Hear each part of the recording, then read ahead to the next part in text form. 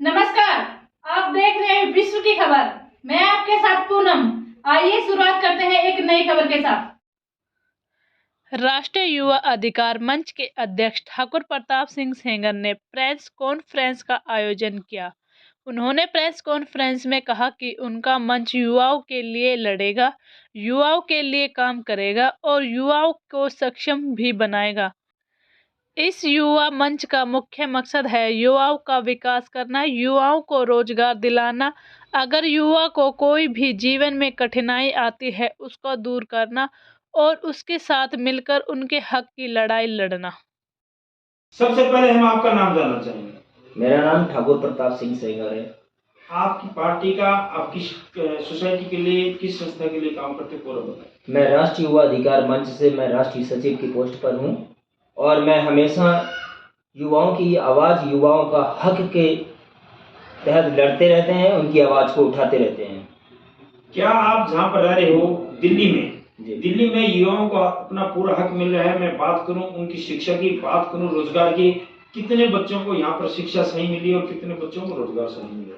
देखिए, रही बात शिक्षा की, शिक्षा तो ऐसा है जहाँ पे ध्यान दे दिया तो ठीक है, नहीं तो बच्चों को टाइम से ना भोजन है, पूरी तरह से भोजन भी नहीं है, काफ़ी शिकायतें आती रहती स्कूल से। और रहेगी बात शिक्षा की, जो ज्ञान है, लड़के जो है कुछ अगर क्वेश्चन कर दोगे तो आप समझ ही जाएंगे कि बच्चे में क्या है। वो क्वालिटी नहीं है, चाहे वो 10th का हो चाहे 12th का हो। अपनी तनख्वाह जो है समय पे चाहिए अध्यापकों को और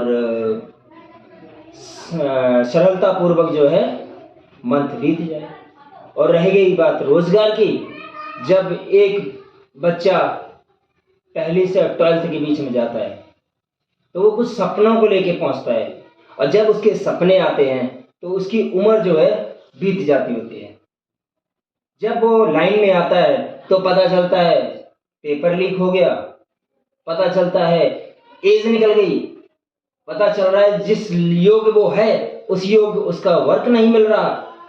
10 घंटे की ड्यूटी, 8 घंटे की ड्यूटी, 15-15 घंटे लगा के युवा आ रहे हैं। और स्टूडेंट्स की बात, टाइम तो उनके पास होता है, मोबाइल से पढ़ाई करना, गलत ऐपों में पढ़ना, फिर उनके पास कंप्लेंट होना, फिर सरकार के ऊपर बात आती है। नशा मुक्ति पे आप क्या कहना चाहोगे? मैडम, नशा मुक्ति क्या, वहाँ भी पैसे देंगे तभी वो वर्क करते हैं। वहाँ भी अब गरीब आदमी का बेचारे के पास, उसके पास कमाने का समय नहीं है। अब रोजगार से आ जाइए, अगर एक पिताजी अपनी फैमिली को अगर पालते हैं, 4 मेंबर होते हैं, तो आगे यदि वो अपने परिवार को देखे या वो ड्यूटी को देखे, यदि वो परिवार को देखना चाहेगा तो फिर ड्यूटी कौन करेगा? उसकी ड्यूटी से आमदनी उतनी है नहीं। मोबाइल की भी ज़रूरतें बढ़ा दी हैं, हर बच्चे को हर घर में हर चीज़ की फैसिलिटी दे रखी है, लेकिन आमदनी और समय का जो समय का सर्विस है, वो सर्विस का कोई लिमिट ही नहीं है। 18 घंटे, 12 घंटे, और उसका जो मेहनताना है उसका भी पता नहीं है। क्या सरकारी नौकरियां पर्ची और खर्ची से मिल रही है? और दूसरा आपने क्या कि बार-बार पेपर लीक हो रहा है। तीसरी बात है युवा देश का भविष्य है और युवाओं को रोजगार न मिलना, उनके भविष्य के साथ खिलवाड़ करना है और देश के भविष्य के साथ खिलवाड़ करना है। क्या पूरा कहना चाहेंगे आप? देखिए, भविष्य का तो खिलवाड़ है ही। मैं क्या, हर बच्चा जान रहा है इस चीज़ का। ना जाने कितने बच्चे जो हैं बेचारे, जो मेहनत करके पहुंचे थे उस जगह। हमारे भी परिवार के कुछ बच्चे थे जो उनको निराश हुई हो के आना पड़ा और उनकी एज जो है तकरीबन 25-26 पे हो चली है। लास्ट उम्मीद थी वो भी इन्होंने कर दी। अब जो भी है, ये बढ़ाते हैं, कुछ भी काम करते हैं, पहले इनको निंदा नहीं करनी है। जब कोई उसमें कुछ भी गलत हो जाएगा उसके बाद कड़ी निंदा कर देंगे, फिर उसकी प्रॉपर्टी नीलाम कर देंगे, उसको जन्मभूमि से बेदखल कर देंगे। लेकिन उसके भविष्य का नहीं सोचना है कि कोई फैमिली, परिवार आगे तक पहुंचता है, बहुत उम्मीद लेके आता है, लेकिन उसकी उम्मीदें पहले ही खत्म कर दी। जब भविष्य ही नहीं आगे, जब ये युवा आगे नहीं बढ़ेगा तो भविष्य कहाँ से आएगा? जिस ओर जवानी उस ओर जमाना। ना हिंदू बुरा है ना मुस्लिम बुरा है, और जो गलत काम करे वो इंसान बुरा है। क्या दिल्ली के अंदर गुंडा राज चल रहा है? गुंडा राज, जंगल राज, ऐसा भी है? बिल्कुल जी, गुंडा राज चल रहा है। आप किसी पक्ष को लेके अगर आप मुद्दा, कोई भी चीज अगर आपके हक में आती है, शिकायत, यदि आप उसको लेके अगर सच्चाई की लड़ाई लड़ना चाहेंगे तो हकीकत बात है आपको दबाने के लिए बहुत प्रेशर आएंगे, बहुत कॉल्स आएंगे, बहुत मिस किया जाएगा और मतलब ये समझ लीजिए मन मर्जी चल रही है। क्या जान से मारने की नौबत भी आ जाती है? हाँ बिल्कुल, इसमें क्या है, बिल्कुल ये तो छोटी सी बात है उनके लिए। जिसके हाथ में सरकार, जिसके हाथ में लाठी उसी की भैंस।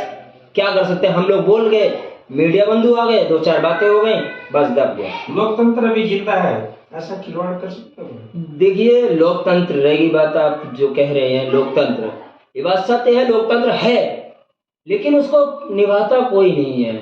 लोकतंत्र है हमारे लिए, आपके लिए, सभी के लिए, लेकिन यहाँ पे कुछ नहीं है लोकतंत्र, नाम है सिर्फ लोकतंत्र। 60 साल पुरानी बातें जरूर उठाई जाएंगी, लेकिन आज का भविष्य कहाँ जा रहा है ये कोई नहीं देखने आएगा। पुलिस और प्रशासन क्या करता है उस टाइम जब गुंडागर्दी? गुंडागर्दी के टाइम आप पुलिस प्रशासन को, पहले तो पुलिस को आप करेंगे, पुलिस जब आएगी ठीक है अपनी फॉर्मेलिटी निभा के गई, उसके पीछे अगर किसी का अप्रोच है वही आगे बढ़ेगा, अन्यथा पुलिस प्रशासन भी कुछ नहीं करने वाली। क्या पुलिस भी बिकी हुई है? पुलिस बिकी हुई नहीं है, मैं इस चीज को नहीं कहता पुलिस हमारी बिकी हुई है। पुलिस अपनी ड्यूटी को कर्तव्य सरलता पूर्वक निभाती है, लेकिन उसको निभाने दिया जाए जब ना, उसके ऊपर जितने भी दबंग लोग हैं क्या करेंगे जी। अब जो दबंगे उनकी कॉल्स आएंगी, अब उनको तो उनके हिसाब से चलना है, नहीं तो उसको अपने नौकरी की। आप जिस राज्य में अभी बैठे हो वहाँ पर 2 तरह की दिखते हैं जी। सरकार किसी की होती है और जो पुलिस है वो गृह मंत्रालय के में आती है, तो दोनों अलग अलग पार्टियां, इसलिए लोग बीच में पिसते हैं, क्या कारण है? अरे कारण क्या, कारण तो अब जरा सा है, मतलब कोई जानी बड़ी बात नहीं है, सिर्फ करने के ऊपर है, कोई काम करना नहीं चाहता। आज विधायक अगर बैठे हैं, आप अर्जी लेके विधायक के पास जाते हो, 11 बजे का समय होता है, आपको 11 नहीं, आपको 1 बजे भी नहीं मिलेंगे वो। क्यों?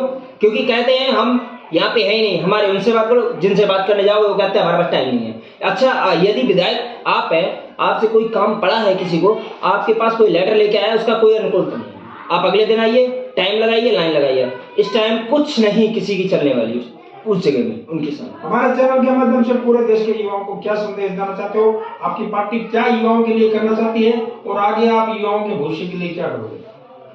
जैसे कि आप कह रहे हैं युवाओं के लिए, युवाओं की हक की आवाज हमेशा हम उठाते रहे हैं, चाहे वो कोई देश हो, चाहे वो जो जिला हो, चाहे वो कोई भी गांव का स्थान हो।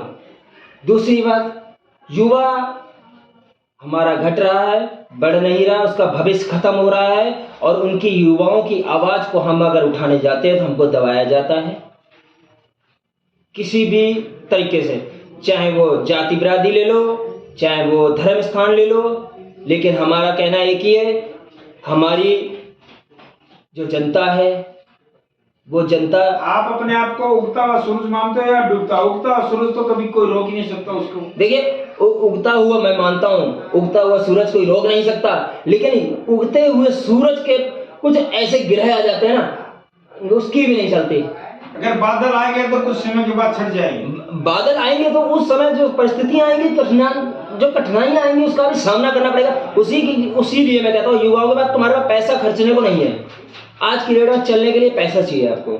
अगर यदि घर में आपके पास आमदनी नहीं है, सोर्स नहीं है, तो आप आगे कैसे बढ़ेंगे? आज की डेट में इन्होंने दिल्ली पेरिस सुनने में आया, दिल्ली पेरिस बनने जा रही। यदि दिल्ली पेरिस बन जाएगी, आप एक से एक स्कीम निकाल रहे हो, इस स्कीम के पीछे पैसा लगता है। आज राष्ट्रवादी युवा अधिकार मंच के साथ कितने युवा जुड़े हुए हैं, और आप युवाओं को जोड़ो। युवा एक शक्ति है, युवा देश का भविष्य है, युवा सब कुछ है।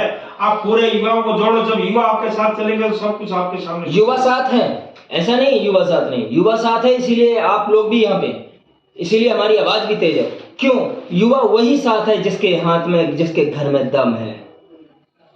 घर में बहन बेटियां हमारी रहती हैं, उनको हर कोई चाहता है कि हमारी बहन बेटियां घर में रहें, लेकिन उनको बाहर निकलने पे मजबूर कर दिया जा रहा है। और घर में जितने युवा लड़के हैं उनके लिए कोई भविष्य